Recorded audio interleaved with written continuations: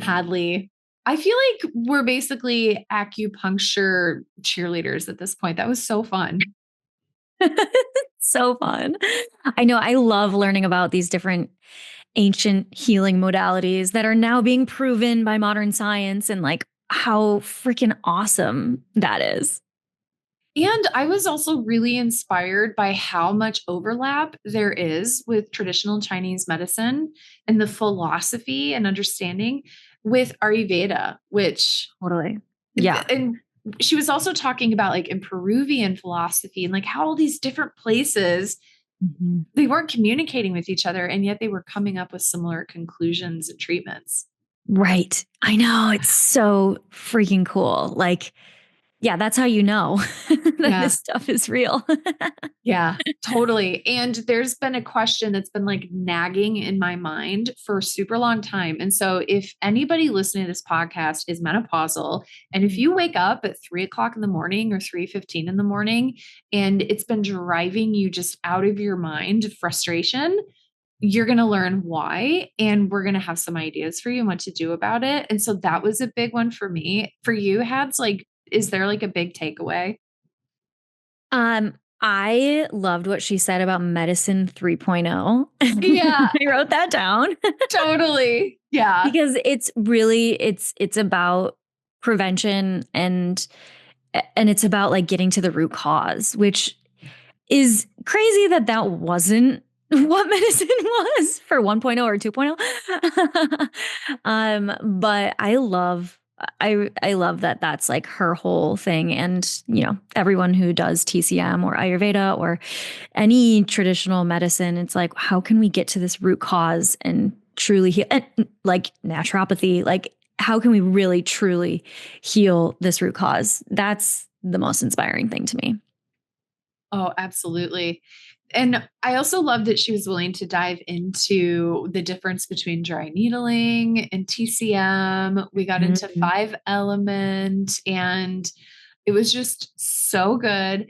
And she also sees patients. And so if any of our audience lives in LA and you're looking for a really good acupuncturist, she's there. She's also on Instagram. And so wherever you are in the world, you can learn from Felice by going onto Instagram. And we'll give you her show notes. So, Hads, do you want to share her bio with us? Yeah, absolutely. So, Dr. Felice Chan holds a doctorate in acupuncture and Chinese herbal medicine. She's the founder of Felice Acupuncture and co-founder of Moonbow, a traditional Chinese medicine skincare line. We didn't even talk about that. She's so cool. What? That's so cool. I know. And she blends Western neuroscience with TCM, which we talk a little bit about on the episode. And she's committed to holistic, patient-centered care. She emphasizes the connection between mind, body, and soul, which we love, integrating wellness practices within her clinic and encouraging patients to continue them at home for lasting health benefits. She's passionate about education and accessibility. She shares TCM techniques and insights on social media, especially her Instagram. You guys got to go check out her Instagram. It's chock full with so much really good information, and it'll help you integrate all of this stuff into your modern life. And she focuses on compassion and community support, ensuring that holistic wellness is both approachable and empowering for all people. So she's incredible. She's amazing. So let's get into this interview. Yes, let's do it. I'm super happy that you're here, Felice, and I would love to learn a little bit about, well, I kind of want to start it a little bit differently and hear about the one thing that you feel like in your practice that just sets your soul on fire the most, like the why that you're here, why you keep doing it. Yeah, I think what sets my soul on fire is understanding the root cause and helping patients understand their body in a different way that gives them so much clarity. And once they understand that there's a root cause and that there's ways to help and fix it, that they feel inspired to continue the journey. So the root cause, and it's from a traditional Chinese medicine perspective. Yeah, So absolutely. I have a patient, actually. I was just talking with her, and she talks about, she goes to see an acupuncturist, and she's like, oh, I'm her pin cushion. So she sticks a needle in me. I don't know what's happening, but I always feel better. And I always like to laugh because there's so much more to traditional Chinese medicine than just needle insertion. So for those who may be a little newer to it, can you teach us a little bit about what it is? Absolutely. So I think most people get brought to Chinese medicine because of acupuncture. And I do want to preface that I like to say there's four main buckets under Chinese medicine, right? There's acupuncture, there's herbal formulation of medicine, there's food as medicine, and your lifestyle, which is very much mindfulness forward. And so when people are exposed to Chinese medicine, it's, oh, I heard this acupuncture is great. Let me give it a try. But it's truly amazing for every condition. And the reason being is that acupuncture brings all the imbalances in your body back into balance to a place where your body can heal the best.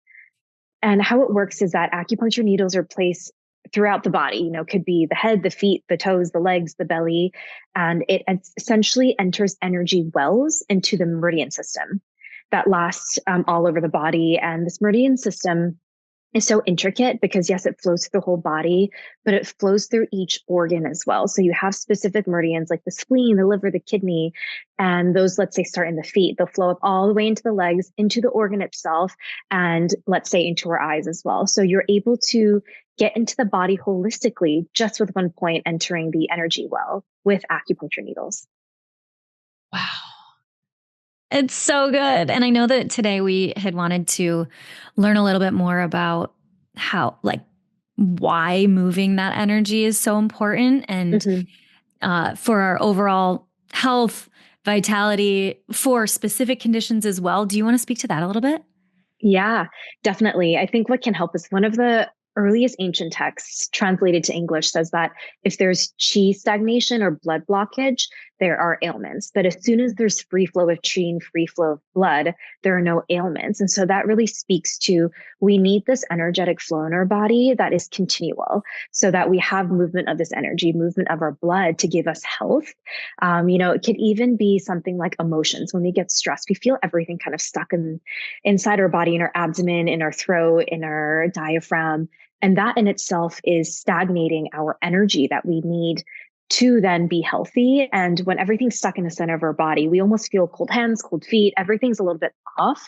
And so I think that speaks volumes to why movement is important. That's so good.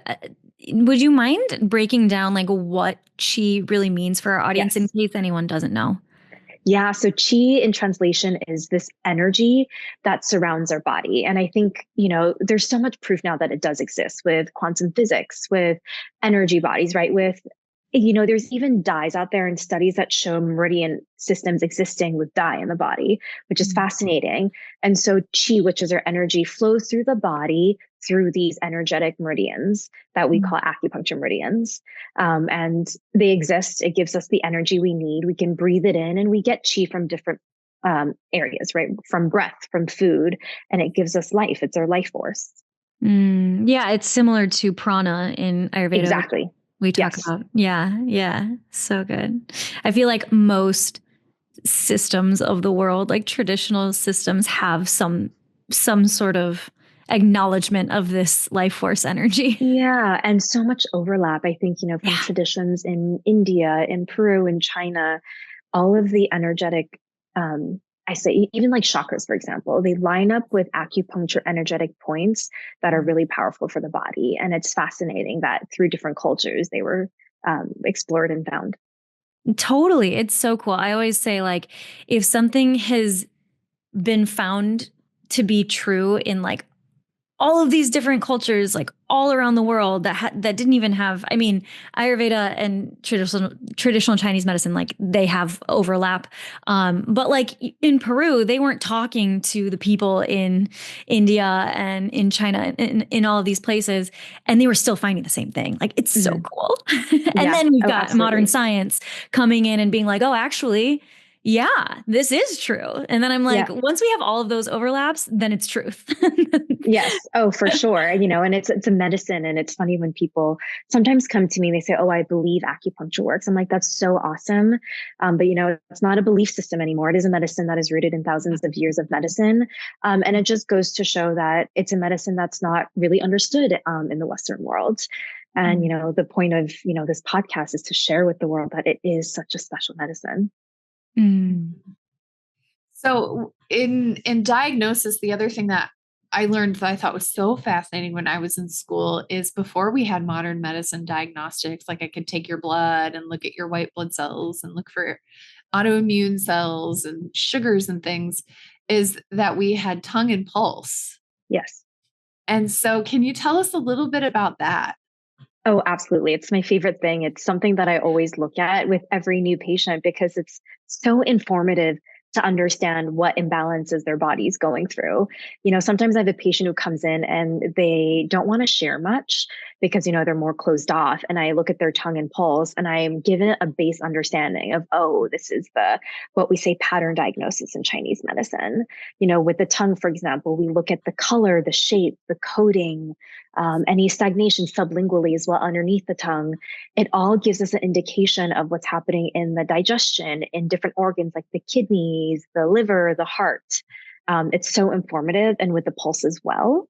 So each hand, there's 3 positions, which indicate 3 separate organs. And so we feel each position, but we also feel the texture. So yes, we feel the heart rate, but there's so much that the texture gives us in terms of the information of the imbalances. We have strange terms like wiry, slippery, bounding, and I think with a lot of practice, you start to feel commonalities within patients who have a wiry pulse and why they have that, right? For example, wiry, it almost feels like a guitar string, if you can imagine that. And usually people are stressed or they have a liver pathology or they're experiencing pain. And so it gives us an indication, oh, okay, this is what's happening to the body. I always have a wiry pulse. Like every oh, me too, because wiry. We're all stressed. We all live in this modern world that is so fast paced. So it's a very common pulse we feel. Yeah. And then it's fun because then I think if I'm remembering correctly, this is so fun because you're like opening up like parts of my brain that have been like in storage for so long. I love that. So like when you're on your period, it could be slippery, right? Mm-hmm. Yes. And pregnancy too. There's sometimes, when people come in, they're like, oh my gosh, my acupuncturist felt that I was pregnant before I knew it because the pulse becomes more slippery. And when we think about slippery, it's more dampness in the body. It means something is blocking movement and it's heavier and almost wet in a sense. And that is what a baby is in the uterus. And you can feel that in a pulse. Oh my God. Oh, that's so cool. Yeah. I mean, it's reminding me of like, okay, so wiry pulse, that sounds like more Vata, maybe Pitta mix. And then, yes, exactly. Oh, I love that. Uh-huh. Yeah. Yeah. So one of the common misconceptions that I hear from patients is, or people just like talking in general is, oh my gosh, my acupuncturist said that I had liver qi stagnation. I have a liver problem. And then they ask me, well, what herbs can I take for my liver? Do I need to go to the doctor? Do I have hepatitis? And it's not the same language system. So I wonder if you could teach us a little bit about that, like the organ systems. I'm so glad you brought that up because I think a lot of what I do in clinic is also education to make someone understand that, oh, it doesn't mean your liver is, dysfunctioning. It just means that that's the system, right? So in Chinese medicine, there's main organs in the body, the liver, spleen, the kidney, the heart, the stomach, the gallbladder. And we look at these organs in terms of certain patterns that revolve around it, that give us an understanding of what's happening. So let's go back to liver qi stagnation. So the liver is the center of our emotions and how we hold stress and frustration and anger, which is very common in our modern world. And so when anyone is experiencing this, we see that the liver organ or the liver channels itself is blocked because the liver's main function is to move this qi. It's to move this energy in our body. And when everything is blocked, then the meridian system can't flow freely. And that's specific to the liver itself. Yeah, so it's fascinating. It doesn't necessarily mean the liver is not working. It does not mean hepatitis. It does not mean, fatty liver disease or whatever you can tie to it, because everything in Chinese medicine is on a balance scale. So a liver qi stagnation could be in this balance scale where you're a little bit off, whereas Western medicine will diagnose it when it's at its pinnacle. And so Chinese medicine, whenever it's diagnosed in this area of this zone, we can bring it back to center where you heal before anything's ever diagnosed, right? Mm. Oh my gosh. Yeah. Why wait? Why wait till, and I think about that with like hypoferritinemia. I talk a lot about iron. And so many people, their doctors will just run a CBC. And if they don't have anemia on a CBC, they're like, you're fine. But you can have symptoms of anemia way before that happens. Yes. And so what you're talking about is not just looking at symptoms and managing that, but looking for signs of maybe imbalance, Absolutely. restoring balance. So then it doesn't have to become a full-blown disease. Yes, I love that. And I love how you brought up anemia too, because I see that so much, like pre-anemia with women, for example, because we bleed every month, we have a menstruation. And in this modern world, we aren't really taught how to replenish that. In a Chinese culture, it's very much part of our childhood where, my mom would be like, drink goji berry tea or jujube date tea, eat more red meat to bring up that iron again, or even that B12 deficiency. Whereas I see now a lot in the Western world where a lot of people are on, that scale, which one day they could hit anemia if that could happen. And so we say that's blood deficient. And we look at the certain pathologies, right? They get lightheaded quickly. They're fatigued. They have low energy, maybe thinning nails, thinning hair, a pale inner canthus, a pale tongue. All of those are signs of a blood deficiency, but they're not necessarily anemic. Yeah, this is something that I talk about a lot with my clients where, well, in public health, in grad school, when I was in school for public health, something that they talked about a lot was, getting people to change. The easiest way to get people to change is to make the like consequence closer in time. So a lot of times people are like, oh, you'll get cancer if you do that, like smoking or whatever it is, but that's like way, way, way down the line. And so getting like teenagers to stop smoking, it's more effective to tell them like your hair is going to smell, your teeth are going to get yellow, like, all of that kind of thing. Yeah. And so something that I love about, knowing that, and then also bringing in Ayurveda, which it sounds like it's super similar with TCM, is this idea that if we can just balance things in the moment, we don't ever have to worry about the disease states down the road. We don't ever have to be like, super concerned about, am I going to get this disease? Am I going to get that disease? If we just balance things out as we're going along. Yes, so, I love that you said that, and I think there's this whole concept of medicine, not that, it's wrong. It's just a different outlook of you get medication or you go to the doctors when you are sick. But what about all that time and the prevention that could be, shared to prevent any severe illness? And I think, I'm so excited that there's this world almost of like a medicine 3.0 where people are understanding that this prevention is so important. Ooh, I like that. Yeah. Hadlee and I both. Yeah. So maybe we could talk about a couple of example cases. And I know that you're really passionate about the mind-body link. And so are there any cases that come to mind that can perhaps help us and help our listeners sort of walk through how to think? Because this is a big thing I love that you're teaching us, is how to think a little bit differently about health and about wellness. Yeah, oh, absolutely. I think one example we can talk about is gut health, right? A lot of people suffer from bloating, from, loose stools, constipation, anything with digestion's a little bit off. And I think what we have to really understand is figure out why that is happening. And it could be tied to a root of how we are eating, how we are treating our body, how we're neglecting emotions. And let's stick to constipation, for example. In this modern world in medicine, we think of constipation, oh, it's dryness. My There's no peristalsis. My large intestine isn't working. But in Chinese Not enough medicine, fiber. yes, exactly, not enough fiber, the way we eat. But in Chinese medicine, a huge part of constipation is our emotions, right? And we have this mind gut connection that is, the HPA axis, which we all know in Western medicine. And how does it translate in Chinese medicine? And when we are constipated, you can't neglect emotions, because if we are, let's say, stressed, it's holding in everything. If we can't let go, our body is physically trying to hold on to what it has, hence why you're constipated. And so there's this beautiful interplay of a holistic medicine of, okay, these are your symptoms, but also what's happening in your mind and emotions that's causing this. I love that. I once heard the term like, are you an energetic pooper? And I'm like, yes. Yeah. It's Yes. like, I've got to like have a calm morning that's like not rushed. Otherwise it's not going to happen. And it's not going to happen the whole day.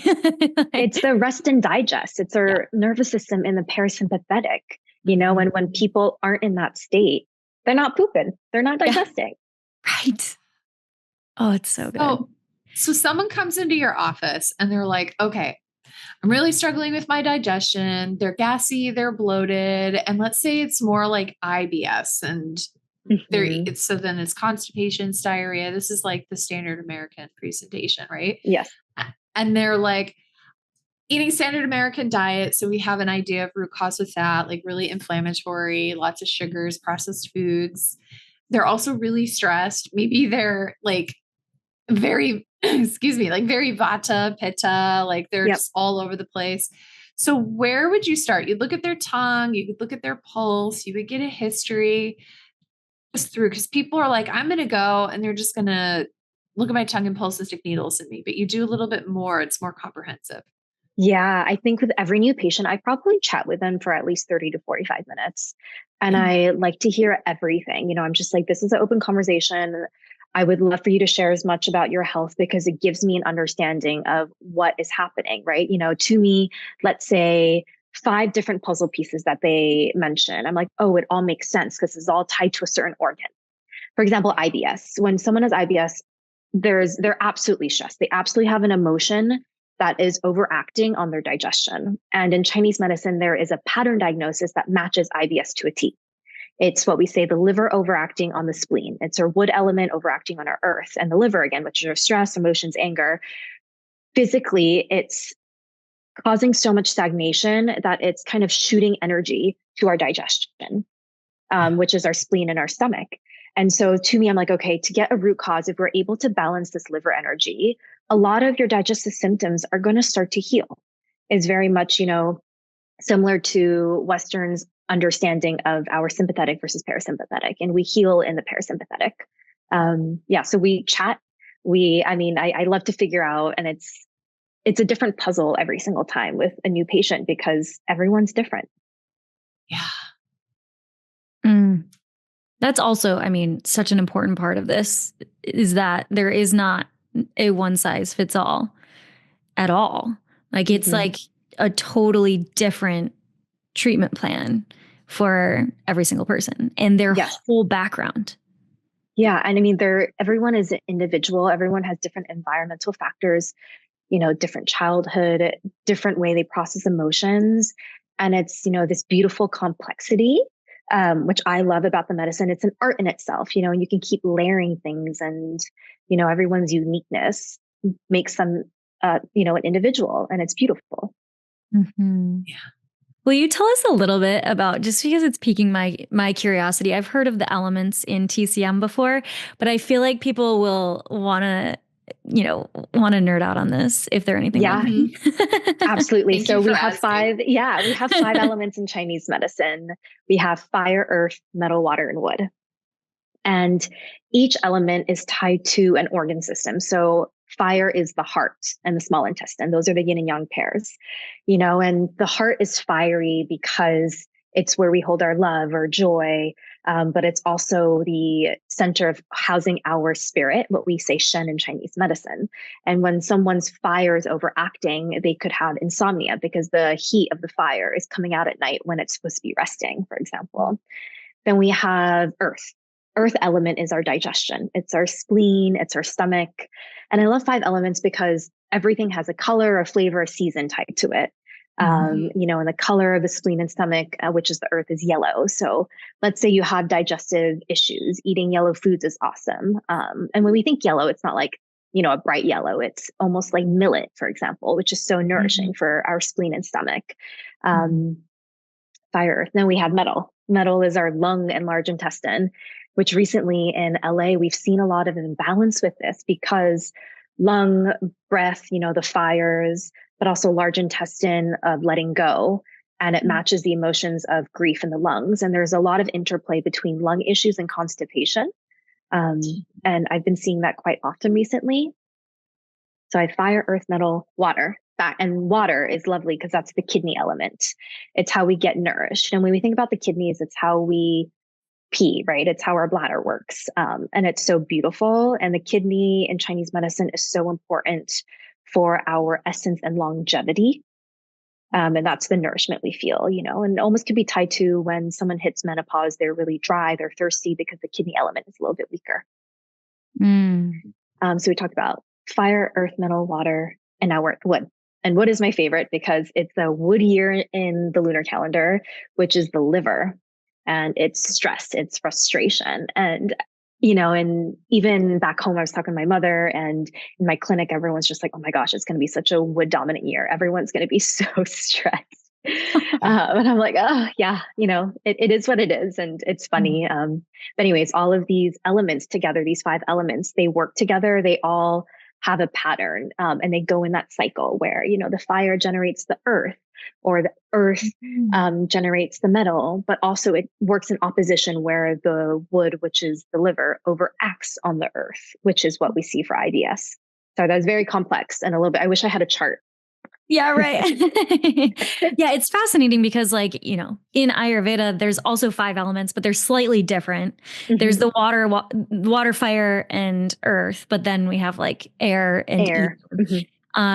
Versus the metal and the wood. So I always love learning about the metal and the wood aspects. It's so fun. Oh my gosh, thank you.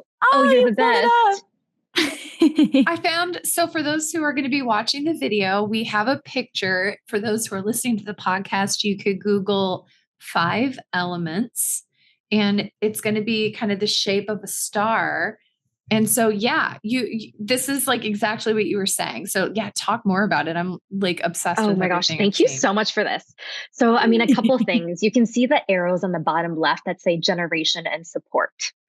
So the generation key, we can start at the liver, the green on the top, where the liver gallbladder, which is the wood element, generates the fire. So when we need more fire, when we need more heart energy, for example, someone's a little bit sad and they need more joy, we're going to nourish the liver. We're going to start to eat more sour foods, more green foods, you know, sleep before 11. And that's going to help with the heart element of joy. And it kind of works in that star system. And then the supporting as well works in the same way, where the kidney, the water, can support the fire. And even in nature, right, water and fire are opposing factors. And the supporting arrow, which is the star system, it can also go backwards. That's what I mentioned as the overacting. You know, we can look at the spleen and the stomach and earth, which is the yellow. And if you follow the star arrow backwards, it overacts on the the liver overacts on the spleen, which is what I mentioned as the frustration overacting on the spleen and stomach. This is so for those who are listening, like, you definitely, this will make so much more sense when you get the visual. As I'm looking at this clock, I also see time of day. And the number one question that I'm getting asked right now is perimenopausal women who are waking up at 3 a.m. or 3:15 on the dot. And they're like, what is this? And what can I do about it? It's so common. And I always love to ask because it gives me information of what organ is off balance. So the timing of all the organs, what it says here is when the organ is most active and when it's supposed to work at its most. For example, the stomach and spleen, it's in the morning between 7 and 11 because that's when we're supposed to eat breakfast. And that's why breakfast is so important. And then the lung and large intestine, 3 to 5 is the lung, 5 to 7 is the large intestine. And the lung being our grief, how we process emotions. And so it's very tied to when menopausal symptoms happen because the water imbalance, the fire imbalance, and the metal is kind of put off its balance. And so that's why you have waking up early. You have the 5 to 7 in the morning large intestine when we're supposed to naturally wake up to go to the bathroom. So it's really fascinating and I love it. So someone who wakes up at 3 o'clock in the morning, it could be grief. It could be that there's something that needs to be processed. It could be an imbalance of your 5 elements. It could also be liver, right? Because the liver ends at 3 and the lung starts at 3. So if it's at 3 o'clock, I would be like, okay, is it more liver? Is it more related to these symptoms that they show, such as anger? Do they have eye issues? Are their tendons getting, painful and crunchy? Or are they experiencing more dry skin and hair? Are they experiencing some type of grief? So every pattern that they show gives me an understanding of which organ to focus on, hence acupuncture, then to help with that. Oh my gosh. That was so good. So for those who are listening and they're like, wait, what was that? So pull up the star, look at it, and I'll make sure to include this link in the notes so you guys can go and look at it. And, look at your symptoms, look at your body. And so now we want to work on, you talked about the domains of helping us get back in balance. And it's not just acupuncture, it's not just herbs. So talk a little bit, if you will, about what people can do to get started as they're finding an acupuncturist in their area. You're in LA area, right? Yeah. They could go find you. If they're in LA, go and see you. But if they're looking for someone in their network, what can they be doing now to get started? Yeah, so I love this because Chinese medicine is a lifestyle, very similar to Ayurvedic medicine. It's not just going to get treatment, which I think is a lot of ways, or the way that people step their foot into Chinese medicine. But my goal is for someone to find it, to be like, oh my gosh, let me figure out the philosophy and what makes sense to me. It's the mindfulness, it's the eating, it's understanding that we're supposed to have a protein-rich breakfast. It's understanding that our body's supposed to be in balance. And the biggest advice I can give if you want to start your journey for Chinese medicine is to find balance. And we all work, a crazy life. We have, a modern world's amount of stress. And so in order to balance that, we should include mindfulness in our day to day, whether it's your means of meditation, journaling, breath work. I love my Qigong and Tai Chi for 5 minutes in the morning because I can physically feel my energy moving. And it's just a gentle movement of breathing, moving my hands. And it's really powerful. Oh yeah. I love Qigong. When you were talking about the kidneys, I was thinking about that movement where you're basically hitting the kidneys with your fists. And that always makes me feel so good. I love that movement. Oh, I love that. I love that you love it. Yeah. It's so good. Can you show us? Are you talking about sitting up and doing that kind of? Yeah, you do a twist. Hit the kidneys with your hands. So your arms you're twisting left and right. Your arms are bent. They're kind of swinging. And when the hand in the back arrives in the back, just kind of thump your lower back where it feels so good. There's so much light,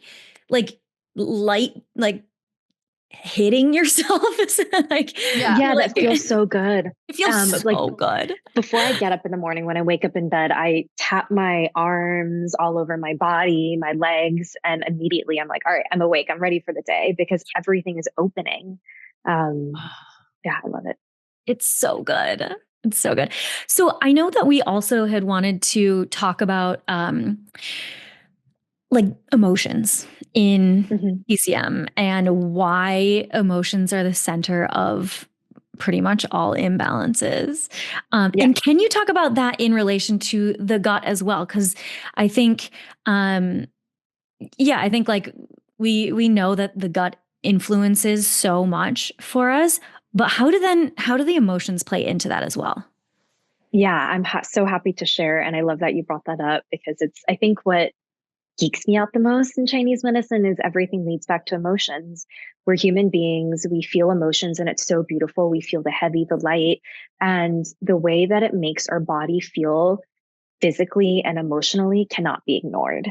I think there's this interplay of mental health being separate than to our physical body, but we can't do that anymore because we have to understand and tune into our body to figure out what certain emotion makes any imbalance in the body.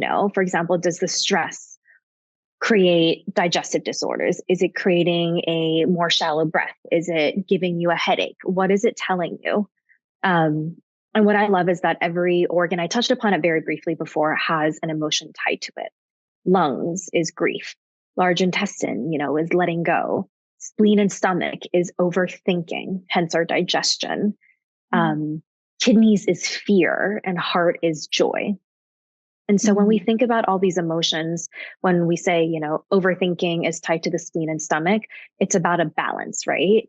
You could have too much of it or too little of it. Too much of it causes digestive issues.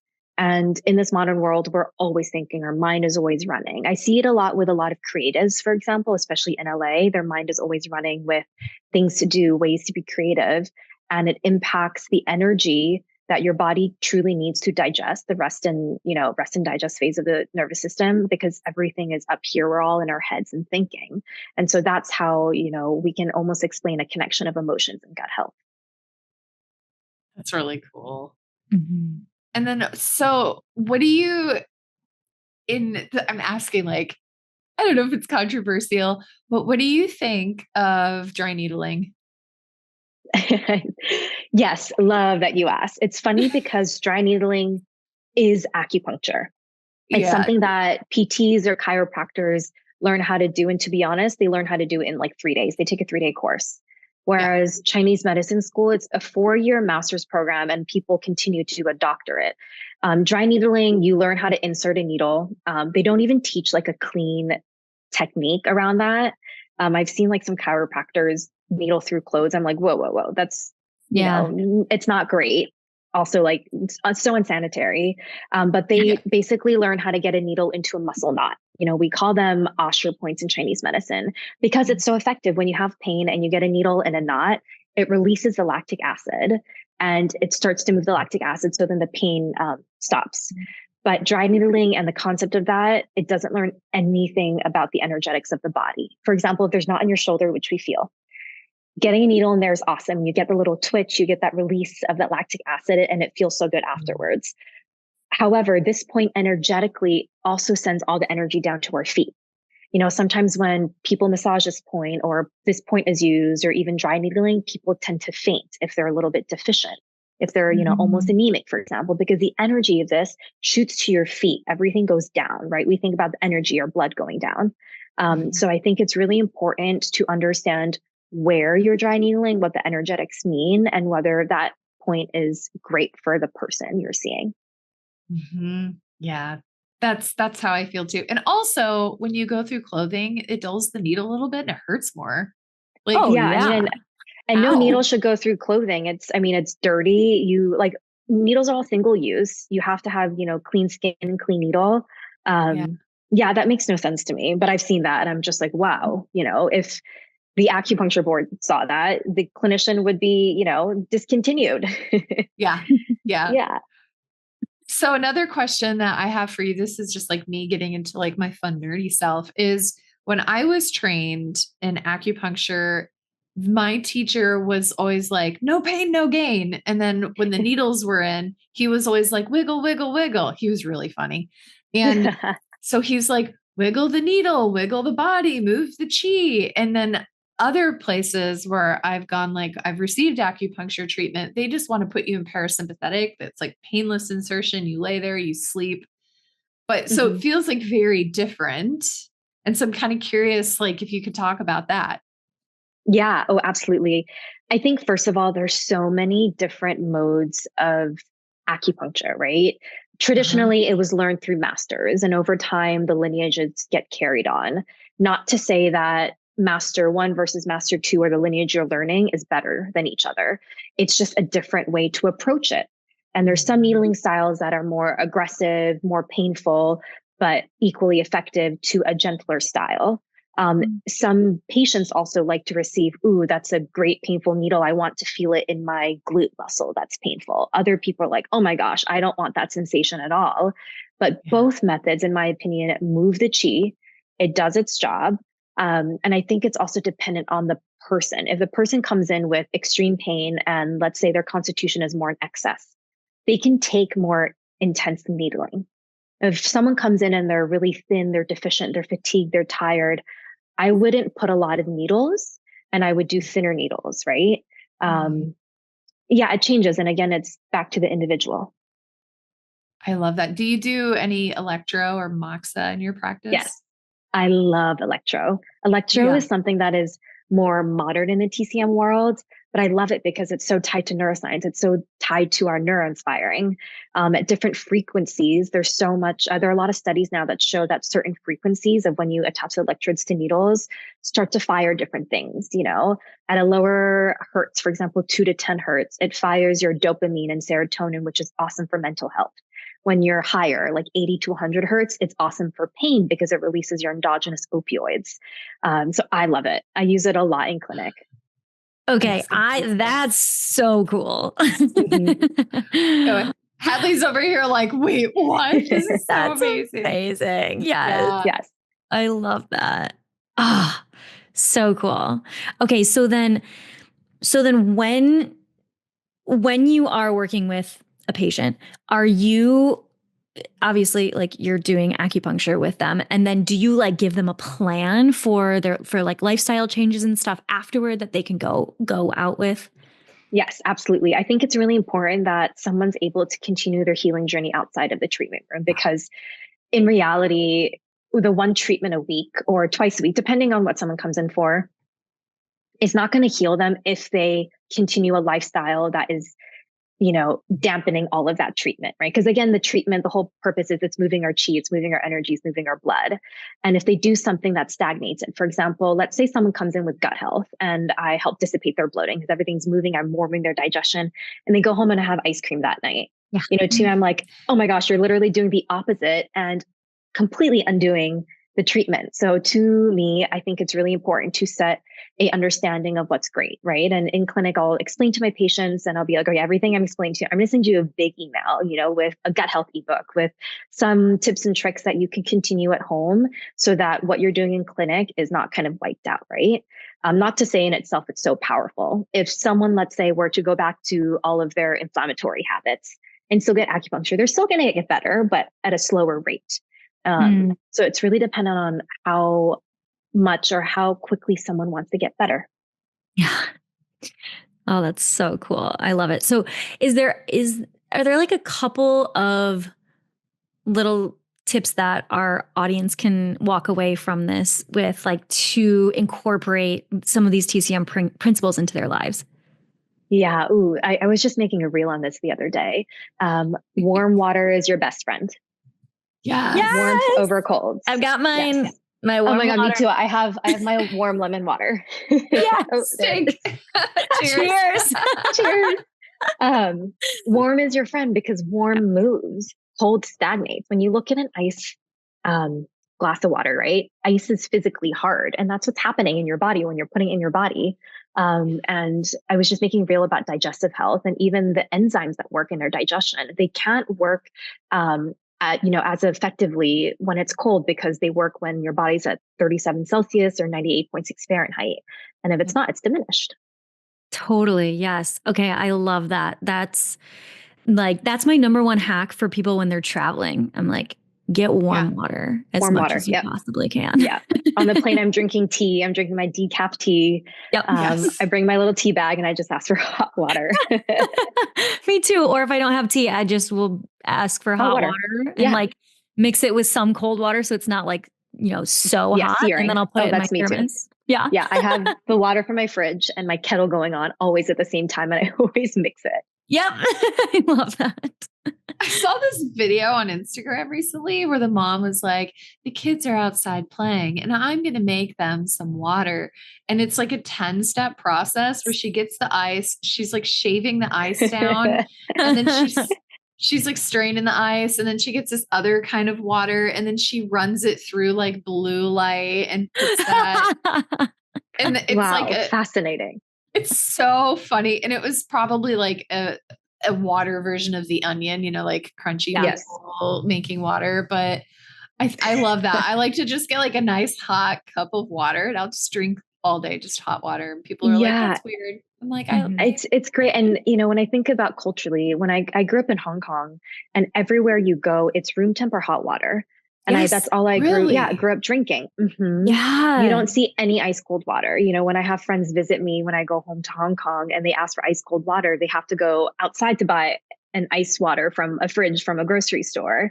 Mm-hmm. It's not given at all. And I think it, ties into the amazing gut health in Asian countries, to the longevity in Asian countries, to the, reduced amount of inflammatory and autoimmune diseases. All starts in the gut. Yeah. Even in Europe, like they make fun of Americans for drinking, for like asking for ice. They're like, what? Why do you want ice? Hadlee, what about pitta types though? Like, would you still give a pitta warm just water? Not as hot. Like, so I still drink warm water in the morning, and then in the summertime, because in the summertime, I'll just drink room temperature water. When I'm really hot, I'll just drink room temperature water. Sometimes I'll do a tiny bit of ice as a little treat, but it's like yeah, and that's okay. And I mean, I love how you brought that up, because we're nature beings and we respond to the environment. And when it's so hot outside, it's fine if you want a room temp or a colder glass of water, but it shouldn't be your baseline. You shouldn't be drinking ice cold water in the winter if you live in a snowy city. Like, that's just going to send your body way on the cold side and put you off balance. So it's, again, tuning into your body, understanding what feels right. Yeah. And it's seasonality. I mean, for all of us, we don't have as much seasons where we're living. Yeah, thankful. But I'm from Michigan. And so like, my clients will be like, oh, I'm eating all these salads, but my digestion like almost feels worse when I'm eating like quote unquote healthy. And I'm like, okay, have you tried eating like soups instead? Because middle of winter, I'm like, have you tried eating soups instead? And then they're like, oh, I had no idea that salads and smoothies, these frozen smoothies were. Yes. Oh my God, smoothie culture. It's I'm trying to trend broth culture instead of smoothie culture. Yes. Oh my gosh. My clients will send me like reels of people being like talking about soup, like funny reels about soup. Because I'm like, it's soup season. Yes, exactly. Oh, I love that. Erewhon just needs to have like a $20 cup of soup. There you go. Put in like a sipper. It's so funny because they do so many collaborations with smoothies, and I hope someone at Erewhon's listening to this. But I would love to see more collaborations with broth. Because there's so many ways you can make it, instead of a Hailey Bieber smoothie, a Hailey Bieber broth.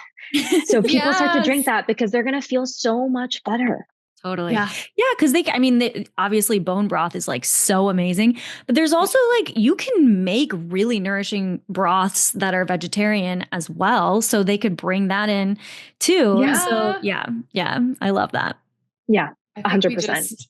We just started something, my friends. This has been so good. I feel like I'm just like getting started with the curiosity. And so we're definitely going to have you back. Thank you for coming. This has been amazing. Oh, thank you for having me. It's been such a fun conversation. I feel like we could talk for hours and hours. And I'd love to also pick your guys' brain in the future too. I'm so curious. Yes, please. And so tell people how they can find you. We'll for sure include it in the show notes. Yeah. So I'm in Los Angeles practicing. You can find my clinic in Culver City. My website is feliceacupuncture.com. And I do share a lot of free educational tips on my Instagram channel, which is felice.acupuncture. And your Instagram is amazing. Thank you. It's been a lot of fun to create that platform. And a lot of people, I mean, it's amazing when I get DMs. They're like, wow, like I have no bloating for the first time in my life. Like, oh my gosh, my period came back after 10 years with just little changes from little videos I share. I'm like, that is so powerful that it's able to reach people who need it. But yeah, that's where I post educational content, from acupressure to food to supplementation, to holistic living. Everything's on there. Oh my goodness. Well, you are such a gift. Keep doing your awesome stuff. Everyone be sure to follow her, and we'll see you next time. Thanks, everyone. Thanks you so everyone. much. And then we just cover it for the editor. And that's it's our fancy. Perfect. Our fancy, like, yeah. Thank you. And this is so fun. I'll make sure to include the image, unless you have an image that you made that would brand you back to you of the 5 element, whatever you want. I can include. Yeah, we could link that to you. Oh, interesting. I could make a little 5 elemental chart. I can get that to you in the next week, or when would you need it? Oh, for sure. Like the next couple of weeks. Cause I think we're decently, we batch all of our podcasts. And so I think it'll be a couple months till this like actually goes live. Perfect. But it would be awesome if it was yours. And yeah, I can have here. I'm going to write that down. I can absolutely make my own version of the 5 elements for sure. That would be really, really perfect. And then we'll share all of that on social, and we'll do collab posts because apparently the algorithm likes that better. So the 3 of us will do a collab if that's all right. Great. Yes, absolutely. Awesome. All right, my friend. And I just wanted to ask, whatever footage that is put together, would you be able to send it to me as well? Yes, absolutely. Yeah. Do you want the raw footage, or do you want us like to send you the edited stuff so that you can post? Yes, the edited stuff would be awesome. Done. Perfect. Yep. We will for sure get you all of that. I'll make sure Paul sees that note. Thank you so much. Amazing, my friend. Well, enjoy the rest of your day. Have a good patient. You as well. Thank you so much for this amazing chat. It's reinvigorated me. So good. Oh my gosh. Thank you. And so great to meet you. You're just like wonderful. Seriously. Likewise. You guys are too. Thank you so much, Hadlee. Thank you so much, Nicole. It's been amazing. Hey, bye. Bye. See ya.